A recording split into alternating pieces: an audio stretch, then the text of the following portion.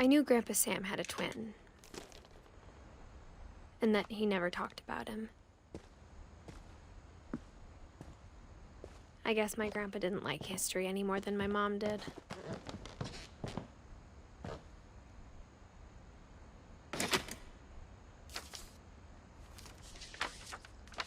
How I Want to Remember My Brother by Sam Finch. The thing I remember is that when he made up his mind, that was it.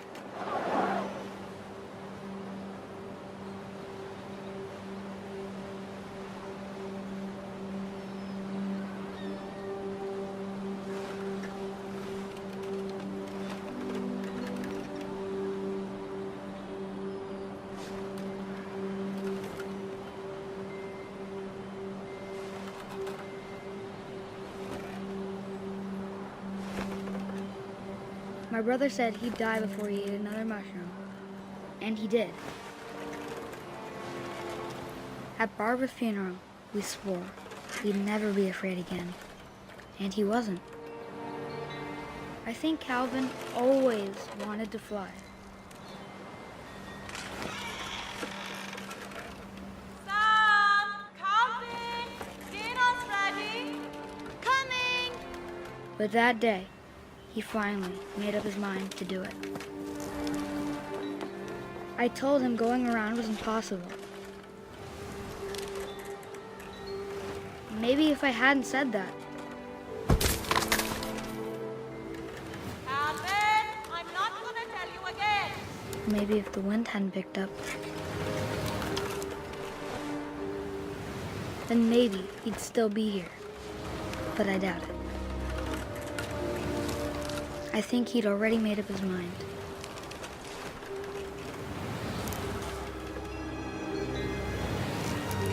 That's what I want to remember about my brother.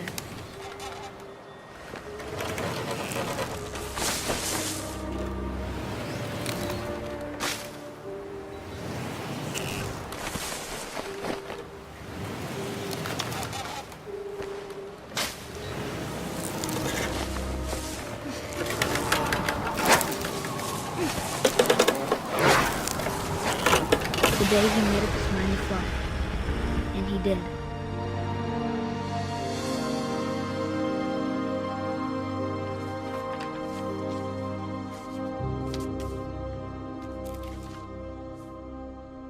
Calvin's story felt strangely familiar. When I was younger, I remember trying to do the exact same thing.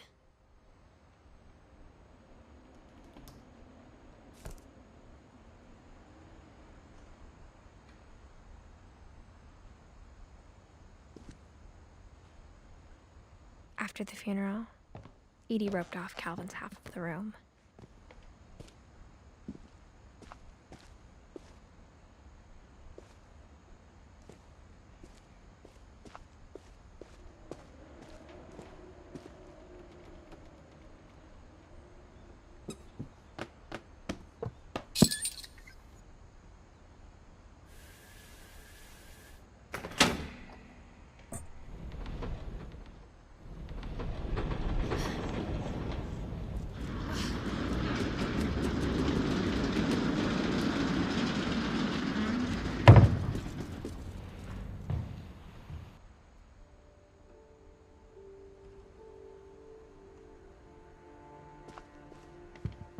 The passages were a pretty tight fit.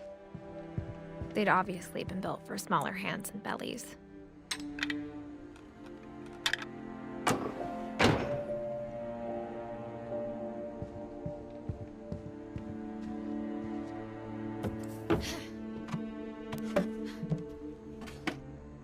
Growing up, I always thought of Barbara as a child star.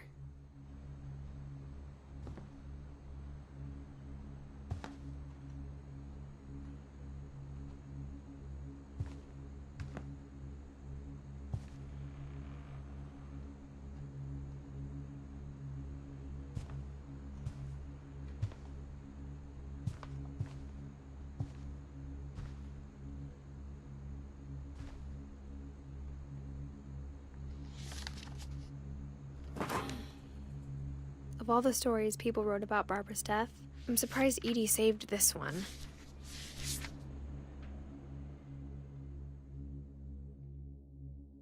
Old Jack here with another ghastly tale inspired by America's most unfortunate family. I'm calling it The Surprise Ending of Barbara Finch. As a child star, Barbara was famous for her scream. Now at 16, she was all washed up, a has-been. But in a lucky break, she'd been asked to perform her signature scream at a local convention for monster movie fans. It was just the boost her career needed. Unfortunately, her scream hadn't aged well. Getting better. I think you just need the right motivation. Her biggest fan and current boyfriend, Rick, was about to demonstrate when... Now that was a great scream. It was Barbara's father, Sven. He'd slipped into a table saw and had to be rushed to the emergency room. So Barbara got stuck babysitting her youngest brother, Walter. Her convention comeback was cancelled. Okay, I'm hearing frustration, but I'm not hearing terror. What if I tried... A gang of hoodlums in Halloween masks have been terrorizing Orcas Island tonight. Police are urging residents to... That came from the basement. You're right! Also, I loved your delivery on that. Why is your basement door locked? Because my dad likes making puzzles and secret passages. There's a key hidden in the music box. The secret is to keep winding and winding until finally the key pops out. Thanks, babe. I'll be back in a sec.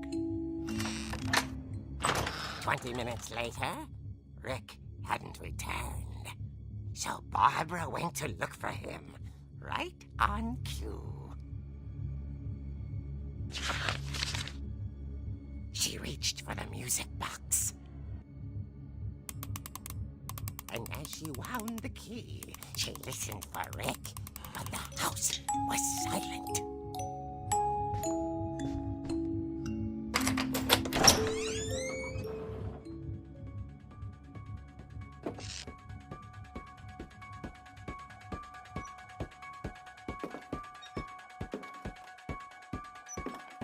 She found Rick's crutch and imagined the worst.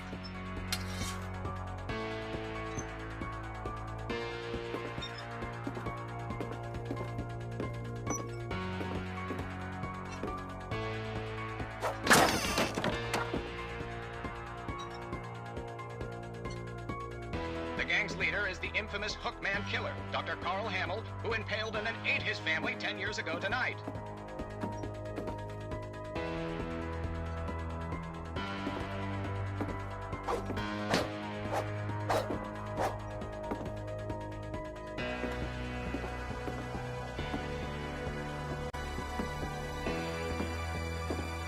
The old fridge rattled and grew still. Oh dear! Oh! Rick?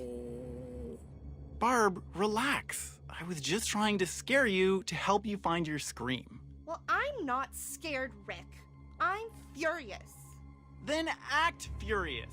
All I'm getting from you now is that you're hurt and confused and you're... She threw him out, but she kept a little something to remember him by. Barb, have you seen my other crutch? And she was still holding it when she fell asleep watching the late picture show. Hours later... Barbara! Walter, what's going on up there? Ah! Okay, I'm coming up, but if this is a trick, you're dead, Walter.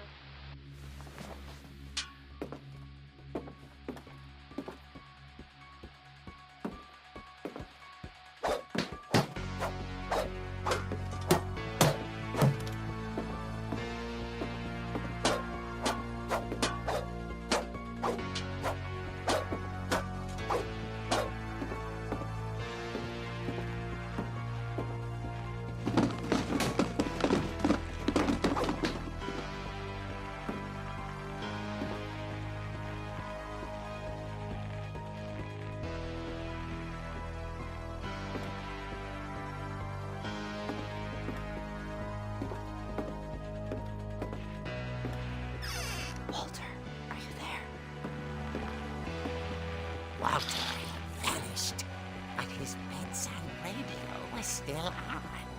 Orcas Island police describe the man as 6 feet tall, with a steel hook for a hand. Residents are urged to lock all doors and windows and notify the police of any suspicious activity. Barbara turned, saw the hook man, and was speechless. He was quite smashing.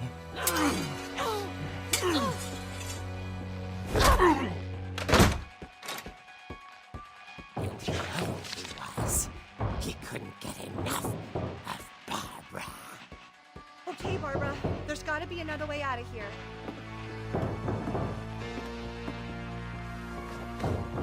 That night, she played her part beautifully.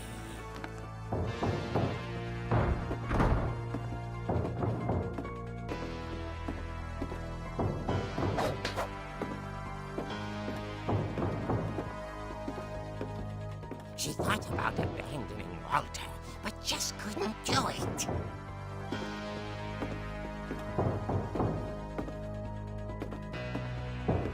Molly's door hadn't been opened in years. The hinges groaned.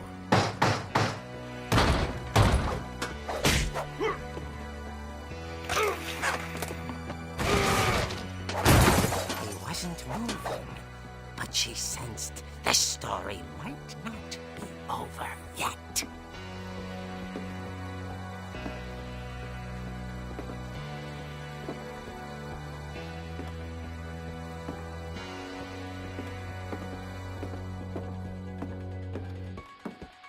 The hookman had vanished. She listened for his breathing, but all she heard was...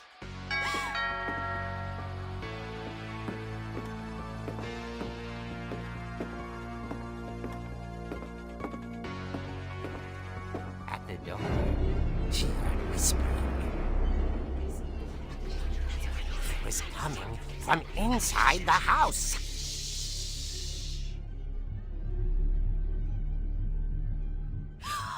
Oh dear.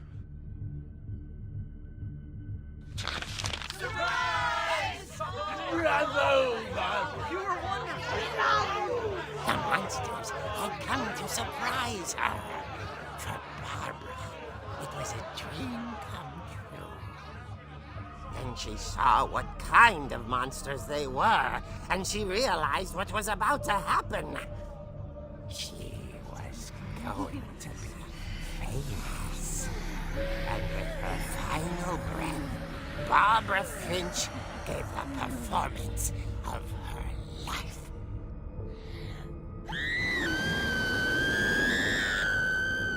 I wasn't there myself, but I hear Barbara was magnificent. Poor girl. She had a taste for stardom.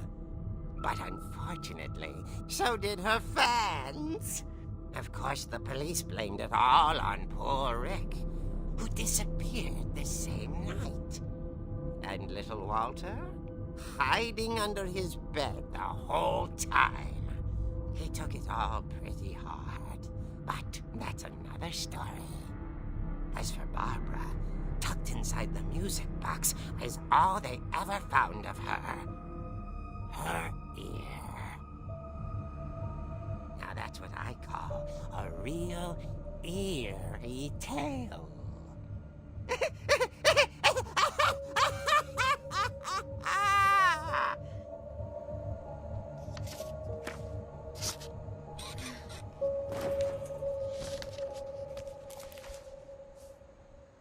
Edie told me all Barbara wanted was to be remembered, as absurd as that comic was. Maybe what Edie saw was a happy ending.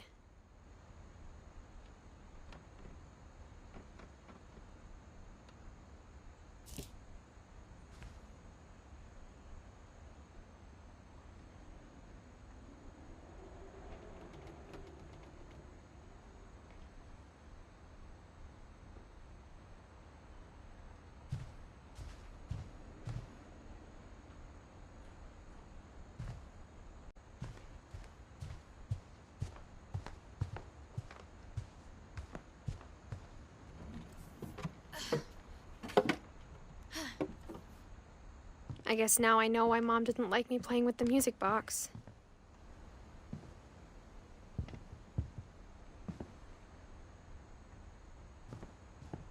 Whenever people ask me about my family, the first thing they always want to know about is Barbara.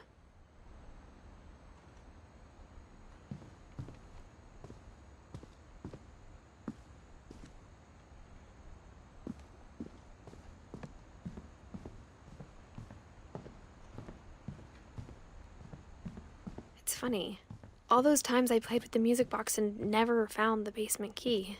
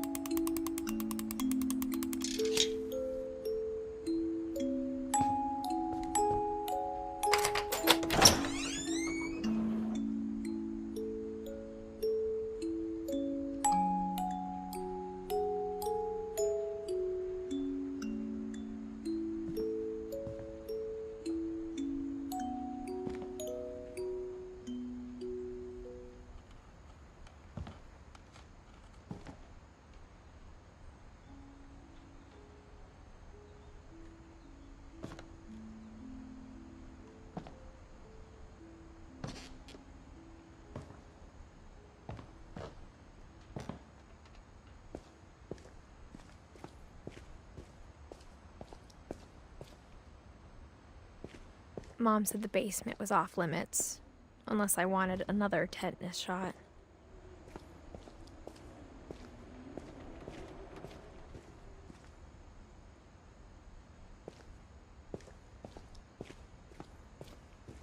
I saw Edie sneak down to the basement once, carrying packages.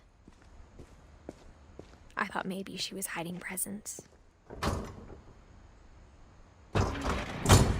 It turned out she was hiding a lot more than that.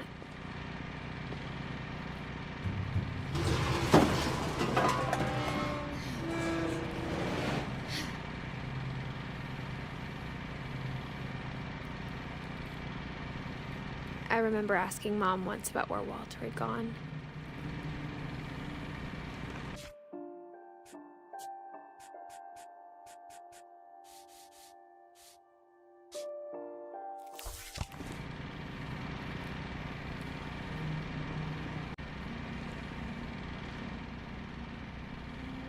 She said after Barbara died, he got as far away as he could. If there's a pattern in all these stories, I think it's that none of us has gotten very far.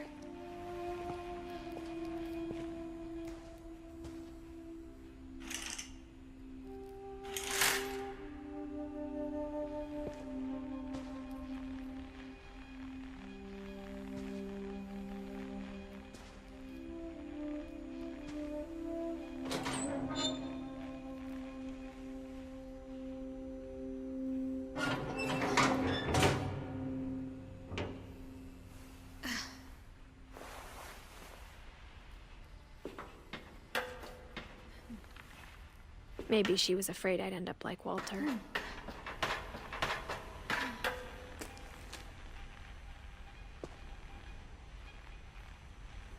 But if she never told me about an uncle under the house, I can only imagine what else she was hiding.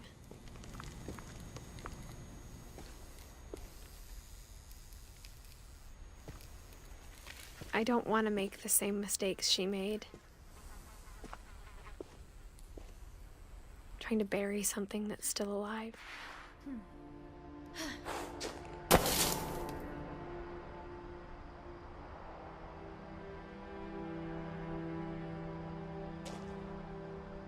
Now that there's only one of us left, or maybe two,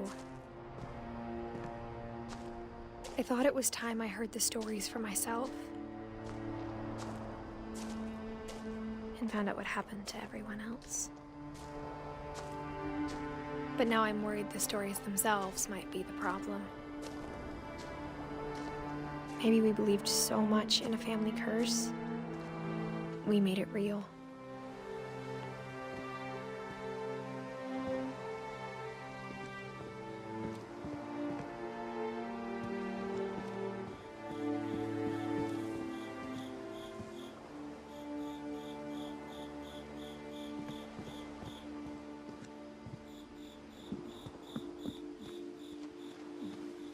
I don't know if I should even be writing this.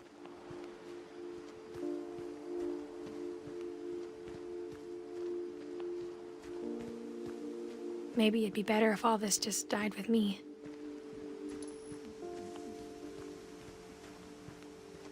But I thought you should know about your family.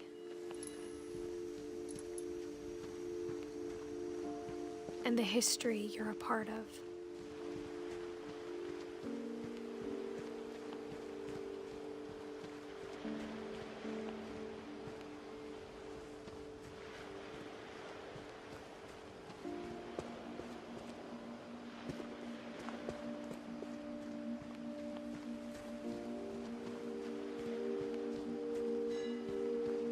Though to be honest, I feel as lost as you probably do right now. I think the people in these stories believed them, for what that's worth.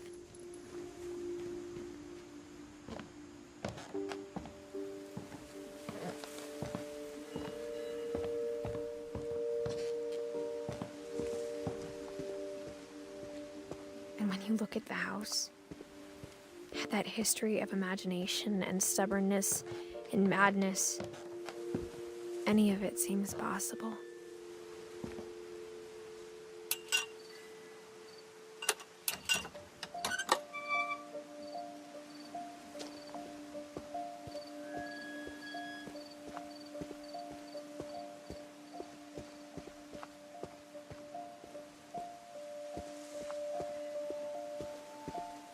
I think we've been surrounded by death for so long, we've just gotten used to it. What kind of family finishes building a cemetery before starting the house?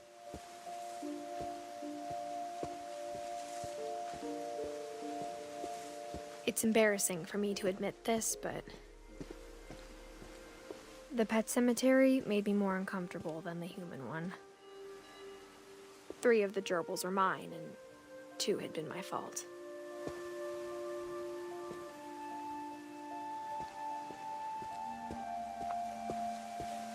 Sven built the house, but it was Edie who designed the cemetery.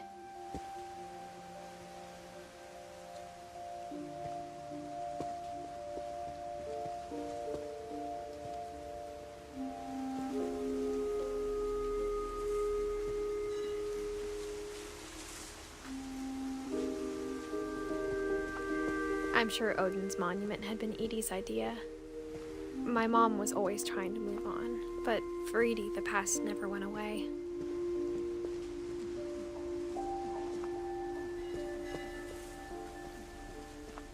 She could see it poking out of the water at low tide.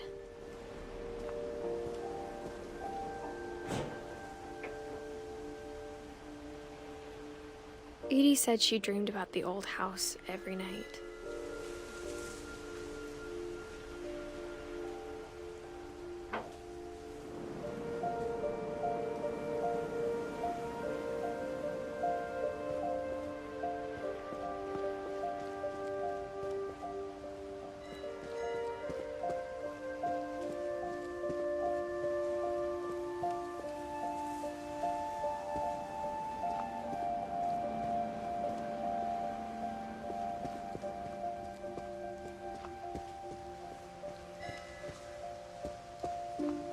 Edie's side was always easier for me to understand.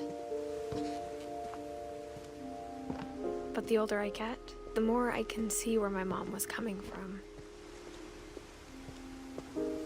Her dad had been pretty strict, but it wasn't enough to save her brothers. She was just trying to do better.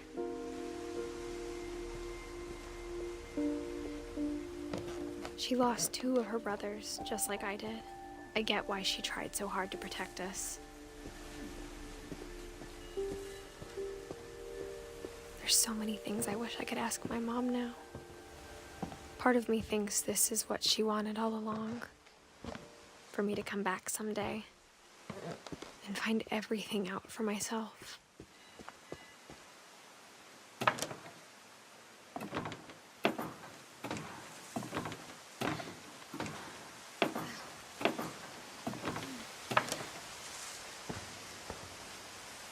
But looking back on it now, if she told me there was going to be so much climbing, I never would have come when I was 22 weeks pregnant.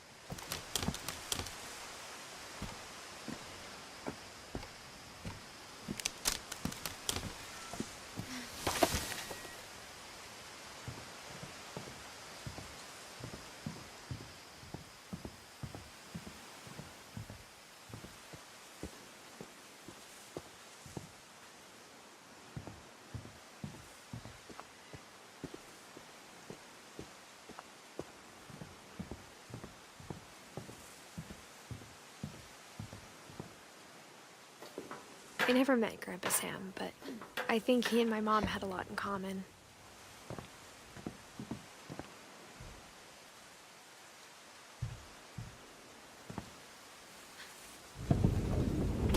They were both pretty intense. Sam spent his life shooting photos, but Mom said he got nervous being in front of the camera. I guess we're all afraid of something.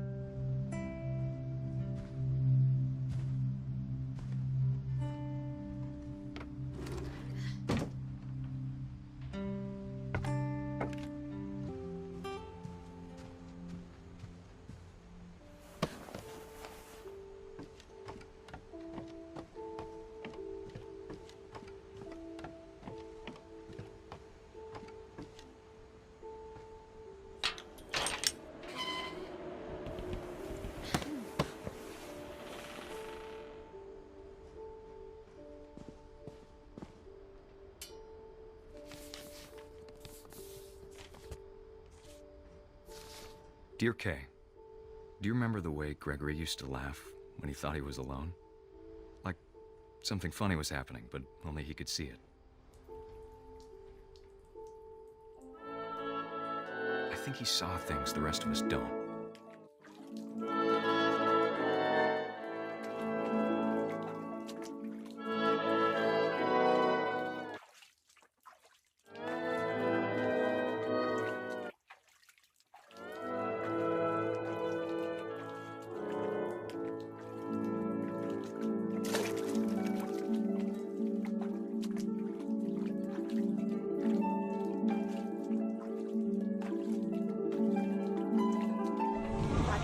Gregory, it's time to... Hold on, sweetie. Hello? Sam, I told you I don't want to talk right now. I wonder what he saw.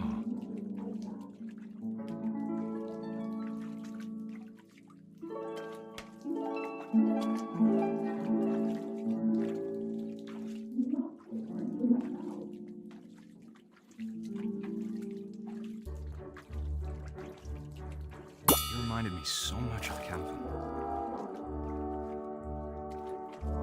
Lost in his imagination.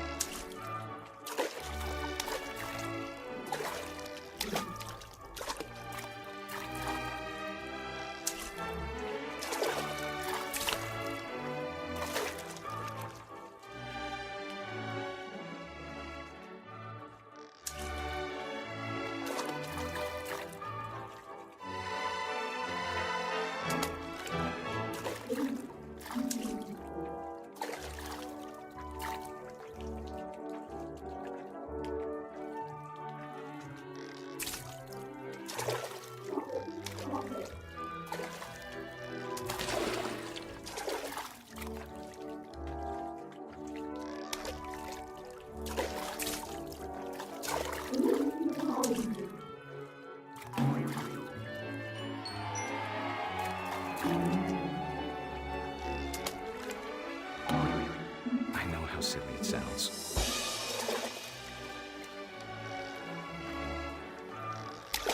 That I worried about a baby being too happy. I could feel him slipping away. Sorry about that, Gregory. I know you did everything you could. Maybe if I hadn't called that night. Damn it. Hold on, I don't want Gregory to hear this.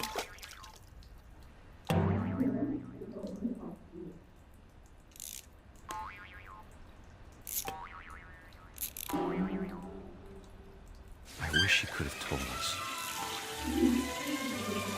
about the world he saw.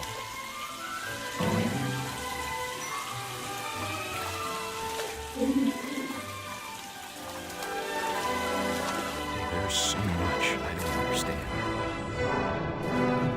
about Gregory, about everything.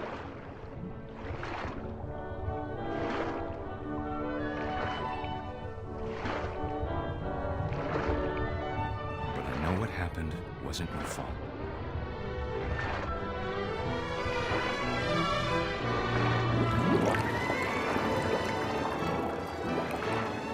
I'm sure he's happy. And he'd want you to be happy too. Good luck, Kay. Love, Sam.